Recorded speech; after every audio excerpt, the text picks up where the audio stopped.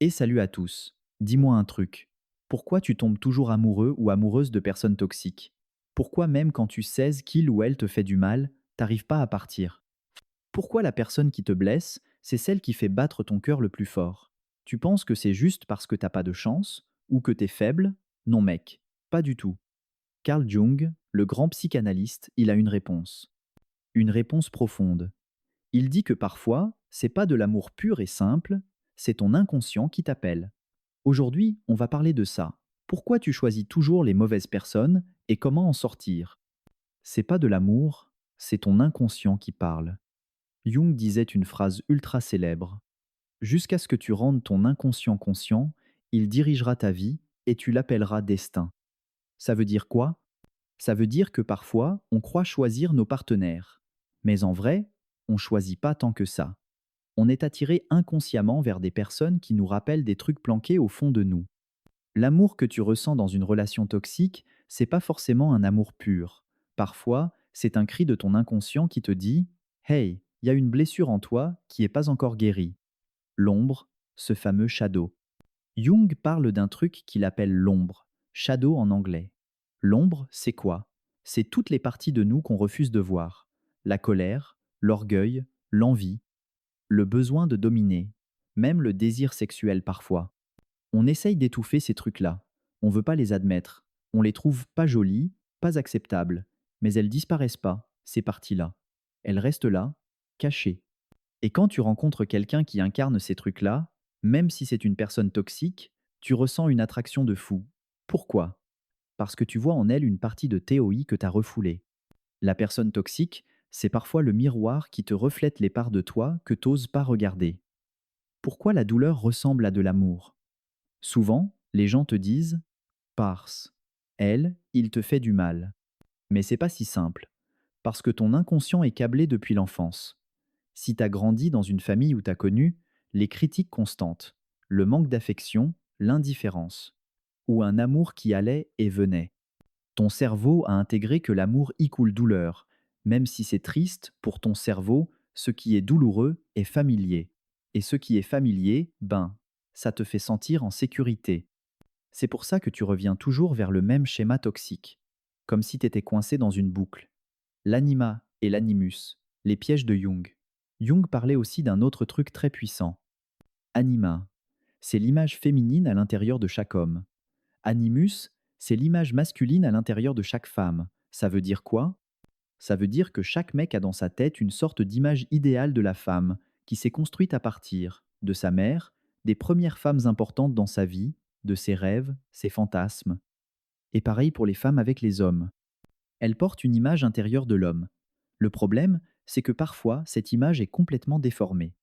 Par exemple, si ton image féminine est remplie de dureté, de froideur, de manipulation, ben tu risques d'être attiré par une femme toxique, parce que ça correspond à l'image que tu as en toi. Même si elle te fait du mal, tu tombes pas amoureux d'une personne. Tu tombes amoureux de l'idée que tu te fais d'elle. Pourquoi les relations toxiques sont si addictives? Je vais te dire un secret. Les relations toxiques, c'est parfois plus excitant que les relations saines. Pourquoi? Parce qu'une personne toxique, elle joue un jeu très spécial. Un peu d'attention, puis elle disparaît, un peu d'amour, puis elle te rabaisse.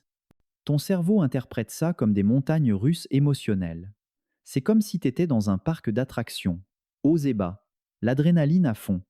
Et ton cerveau, il libère de la dopamine, cette hormone du plaisir, même quand la relation te fait souffrir.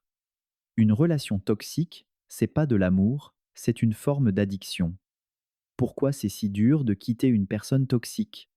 Les gens autour de toi te disent souvent: Mais pourquoi tu pars pas? Il ou elle te détruit. Mais c'est pas aussi simple. Parce qu'il y a plein de raisons psychologiques derrière. 1. La peur d'être seul.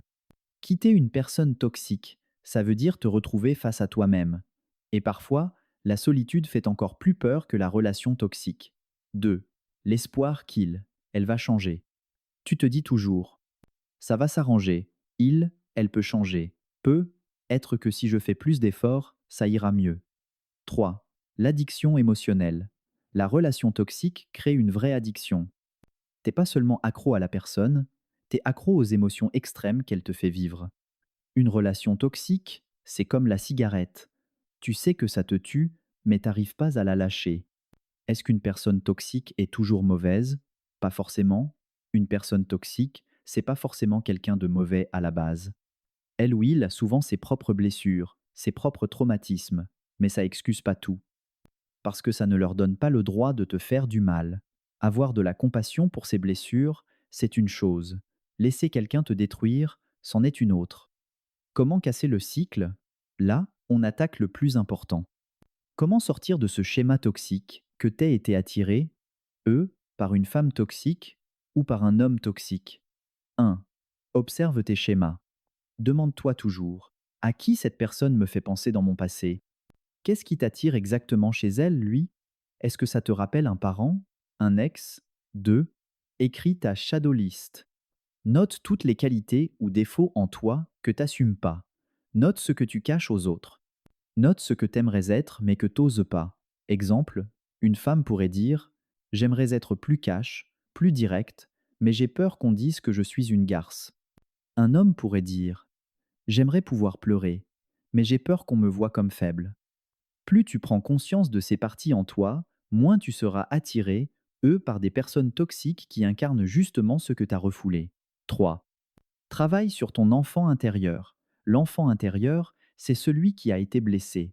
Tant que ces blessures restent ouvertes, il va continuer à t'attirer vers des histoires toxiques. Si t'es une femme, permets à la petite fille en toi d'être vue, entendue, aimée.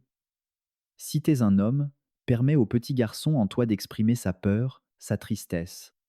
C'est pas une honte d'être sensible. Ce qui fait mal, c'est d'étouffer ta sensibilité jusqu'à tomber amoureux, ce de quelqu'un qui te détruit. 4. Mets des limites. Laisse personne te rabaisser. Dis non quand il le faut. N'aie pas peur de perdre quelqu'un à cause de tes limites. Si t'es une femme, celui qui a peur de te perdre parce que t'as des limites, il t'aime pas vraiment sainement. Si t'es un homme, si elle pense que ta virilité est remise en question parce que tu dis non, c'est probablement une personne toxique. 5. La thérapie n'est pas une faiblesse. Il y a trop de gens qui pensent que demander de l'aide, c'est être faible. Faux. Si t'es une femme, va consulter, parle de ton passé, même si les gens disent c'est du blabla. Si t'es un homme, être un homme, ça veut pas dire tout gérer seul. T'as le droit d'avoir de l'aide. Celui ou celle qui t'aime vraiment ne te fera jamais sentir que tu n'es pas assez. Il ou elle m'aime vraiment. Ou elle joue avec moi.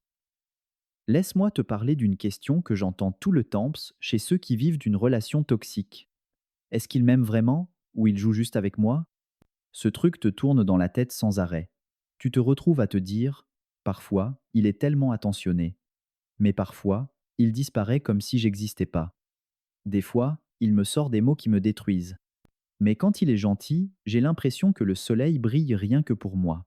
Ce qui te retient dans la relation, c'est pas seulement la personne, c'est l'espoir. L'espoir qu'il ou elle va changer. L'espoir que la belle journée va revenir. L'espoir que, être, un jour, tu seras enfin assez bien. L'espoir que ta blessure finira par guérir. Mais le pire, c'est que cet espoir, parfois, c'est le poison qui te bloque dans une relation toxique. Pourquoi une femme reste avec un homme toxique? Parlons un peu des femmes. Pourquoi tant de femmes restent avec un mec toxique? 1. Elle se sent jamais assez bien. Elle a tout le temps la sensation de pas être assez. Elle se dit: si j'étais plus douce, plus calme, être qu'il m'aimerait plus. Elle finit toujours par se mettre la faute sur elle, même quand c'est lui qui déconne. 2. Elle croit que l'amour doit être difficile. Elle a grandi en pensant que l'amour, ça se mérite. Qu'il faut se battre pour qu'on t'aime. Du coup, elle croit que si un amour est simple, il a aucune valeur. 3. Elle supporte pas l'idée d'être seule. L'idée d'être célibataire la terrorise. Même si la relation est toxique, elle se dit: c'est toujours mieux que d'être seule. Pourquoi un homme reste avec une femme toxique? Mais les hommes, c'est pas mieux. Pourquoi beaucoup d'hommes restent avec une femme toxique? 1. Il veut prouver sa valeur. Il se sent obligé de prouver qu'il est suffisant. Il croit qu'il doit absolument réussir à la satisfaire. Il se dit que s'il reste patient, elle finira par changer. 2. L'addiction émotionnelle. Une femme toxique, souvent, Elle sait parfaitement te faire sentir unique un jour, et comme une merde le lendemain, ce yo-yo crée une addiction psychologique chez lui. 3. Il croit que partir, c'est pas être un homme. On lui a toujours répété: sois fort, t'es un homme. Il croit que quitter une femme, c'est un aveu de faiblesse. Il a peur qu'on dise de lui qu'il n'a pas su tenir sa femme. Différence entre amour sain et amour toxique. Allez, on va bien clarifier ça. C'est quoi la différence entre un amour sain et un amour toxique? Dans un amour sain, c'est stable. Même si c'est pas toujours excitant, c'est rassurant. Il y a du respect mutuel. Tu te sens en sécurité, t'as pas peur de parler. T'es toi-même sans te déguiser. Chacun a son espace perso, personne essaye de contrôler l'autre. Dans un amour toxique, c'est des montagnes russes émotionnelles tout le temps. Il y a des insultes, des moqueries, du mépris. T'as la trouille de perdre l'autre à chaque instant. Tu changes qui tu es pour essayer de lui plaire. Soit il ou elle veut te contrôler, soit il ou elle disparaît sans prévenir. Pourquoi la personne toxique agit comme ça? C'est normal que tu te poses la question. Pourquoi elle fait ça? Pourquoi il ou elle me blesse s'il m'aime? 1. Il ou elle est blessé. La personne toxique a souvent un passé lourd: éducation violente, amour conditionnel, trahison. Du coup, elle préfère frapper la première avant de se faire blesser. 2. Il ou elle a zéro confiance en soi. Elle a besoin de prouver elle contrôle, ou de se sentir désiré, eux, pour exister. 3. Il ou elle ne sait pas aimer. Pour certains, l'amour y coule douleur. C'est le seul modèle qu'ils connaissent. Aimer sainement, ils savent même pas ce que c'est. Une personne toxique n'est pas forcément un monstre, mais ça veut pas dire que tu dois rester avec elle. Exemple 3. L'histoire de Nasser. Je vais te raconter une autre histoire, celle d'un mec. Nasser, c'est un gars tranquille, doux, hyper gentil. Il se met en couple avec une fille qui s'appelle Salma. Au début, elle est incroyable. Elle lui parle avec douceur. Elle s'intéresse à ce qu'il fait. Elle est super présente. Mais petit à petit, elle change. Elle commence à le rabaisser devant ses potes. Remettre sa virilité en question. Contrôler chaque détail de sa vie. Nasser comprend plus rien. Il se dit parfois: peut être qu'elle a raison, peut être que je suis pas assez bien. En fait, Salma est une femme toxique. Elle a une peur bleue d'être vulnérable. Du coup, elle préfère dominer Nasser, le casser, pour jamais se sentir faible. Nasser est resté avec elle parce qu'il pensait que c'était son seul amour possible. Mais quand il a commencé une thérapie, il a compris qu'il restait parce que il avait appris à jamais parler de ses émotions. Il croyait qu'une femme qui t'aime doit forcément vouloir te contrôler. Exemple 4. L'histoire de May. Maintenant, l'histoire d'une femme, May, c'est une fille ultra douce. Tout le monde la trouve adorable. Elle tombe amoureuse d'un mec qui s'appelle Fad. Au début, Fad est un vrai prince, super attentionné. Il lui envoie des messages tout le temps. Il la fait se sentir unique. Mais ensuite, Fad disparaît pendant plusieurs jours, revient en disant: j'étais occupé. Commence à l'accuser de le tromper. May pleure et lui dit: je t'ai jamais trompé, je t'aime. Mais Fad continue de la maltraiter psychologiquement. May reste avec lui parce qu'elle est persuadée que si elle réussit à lui prouver sa fidélité, il redeviendra le mec parfait qu'il était au début. La vérité, c'est que Fad profite de sa peur de la solitude. Il se sent puissant quand il la voit ramper pour qu'il reste avec elle. Comment savoir si t'es dans une relation toxique? Voici quelques signes hyper clairs que ta relation est toxique. Tu te sens jamais assez bien, peu importe ce que tu fais. Tout est toujours de ta faute. T'as peur de dire ce que tu penses de peur qu'il ou elle se fâche. La relation te prend plus d'énergie qu'elle t'en donne. Tu passes ton temps à excuser son comportement auprès des autres. T'as l'impression de plus savoir qui tu es. Si tu te retrouves dans plusieurs de ces trucs, il y a de fortes chances que ta relation soit toxique. Quoi faire si tu réalises que tu es dans une relation toxique? Voici des étapes concrètes. 1. Accepte la réalité. Arrête de te dire: il est gentil, mais une personne toxique te fait du mal. Pointe. 2. Cherche de l'aide. Parle à quelqu'un en qui tu as confiance. Va en thérapie. Lise sur les relations toxiques. 3. Sois honnête avec toi-même. Qu'est-ce que cette relation te rapporte? Même un petit peu. Parfois, ce qui retient, c'est que la relation te fait sentir vivanteux ou désiré. 4. Prépare ton départ. Les relations toxiques nécessitent une vraie stratégie. Réduis le contact. Protège tes informations perso. Entoure-toi d'amis ou de famille. Motte de la fin. J'ai envie de te dire un truc ultra important. Être dans une relation toxique, ça fait pas de toi quelqu'un de nul ou de faible. Ça veut juste dire que tu as encore des blessures qui ont besoin de guérir. Le vrai amour commence en toi. Et la première étape, c'est de pouvoir dire: je mérite quelqu'un qui m'aime sainement, sans me détruire. Pourquoi tu retombes toujours sur le même genre de personne? Une question que beaucoup me posent. Mais pourquoi je tombe toujours sur le même genre de personnes toxiques? C'est quoi mon problème? La réponse, elle n'est pas simple, mais elle est super importante. Parce que la personne toxique, c'est rarement un hasard. Ton inconscient cherche à rejouer le passé. Je vais te dire un truc, ton inconscient adore rejouer des vieux scénarios. Si t'as grandi avec un père absent ou froid, tu risques de tomber sur un mec distant qui te fait te sentir jamais assez bien. Si t'as grandi avec une mère ultra critique, tu risques de tomber sur une nana qui te rabaisse en permanence. Pourquoi? Parce que ton cerveau se dit: si cette fois j'y arrive, ça voudra dire que je vaux enfin quelque chose. L'amour toxique, c'est un espoir déguisé. C'est dur à entendre, mais parfois, t'es amoureux ou amoureuse pas vraiment de la personne, mais de l'espoir que tu vas enfin guérir une vieille blessure. Tu te dis: si j'arrive à le ou la rendre heureux, je serai enfin assez bien. Ou, si cette fois ça marche, ça voudra dire que je mérite l'amour. Le cercle vicieux. Et c'est comme ça que tu rentres dans le cercle vicieux. Tu rencontres quelqu'un, grosse attraction, souvent inexplicable. Tu découvres des signaux rouges, mais tu les ignores. Elle commence à te faire du mal. Tu souffres. Tu restes parce que t'espères que ça va redevenir comme au début. Tu te dis: peut être que le problème, c'est moi. Et tu recommences à zéro avec quelqu'un d'autre exactement pareil. Pourquoi la stabilité fait peur? Beaucoup de gens me disent: je trouve les personnes saines chiantes. Ça te parle? Parce que la stabilité, pour quelqu'un qui a grandi dans le chaos émotionnel, ça fait peur. Ton cerveau se dit: c'est bizarre, pourquoi c'est si calme? Ça cache forcément quelque chose. L'amour sain, c'est pas ennuyeux. Je te promets, l'amour sain, c'est pas ennuyeux. C'est juste que personne ne joue à te faire peur.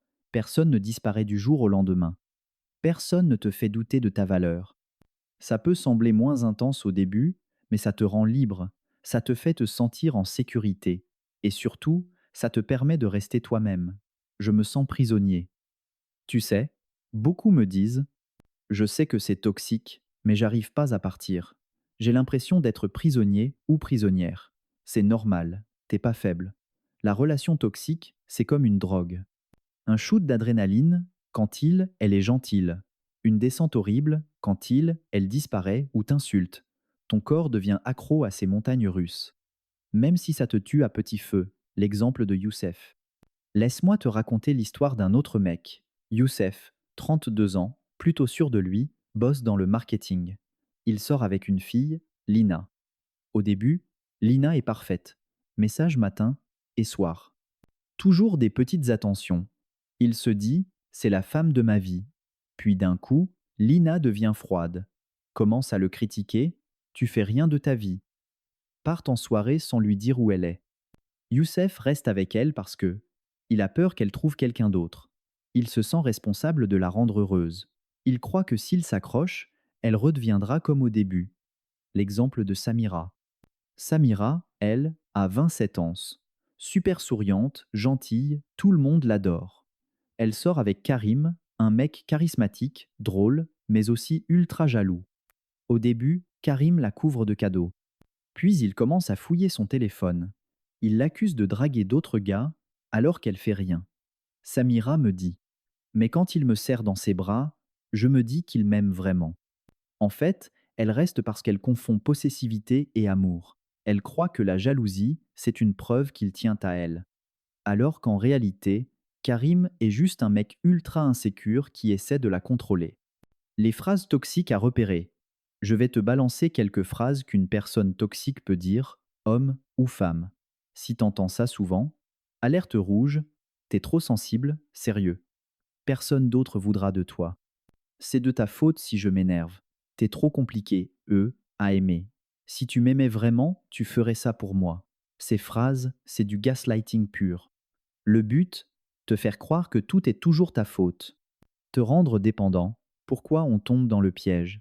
Parce que souvent, les personnes toxiques sont très charmeuses au début, te font croire que t'es unique, savent appuyer sur tes failles. Et toi, t'as envie d'y croire. Parce qu'au fond, tu cherches à réparer un vieux truc en toi. T'as peur d'être seul. T'espères toujours que ça va redevenir comme avant. Comment se libérer? Voici encore quelques conseils concrets, même si c'est dur. 1. Rappelle-toi, ce n'est pas toi le problème. La personne toxique adore te faire croire que tout est de ta faute. C'est faux. Personne ne mérite d'être rabaissé. 2. Note tes ressentis. Tiens un carnet. Tous les jours, note comment tu te sens après lui, elle, quelles paroles te blessent, qu'est-ce que tu tolères que tu ne devrais pas. Ça t'aide à ouvrir les yeux. 3.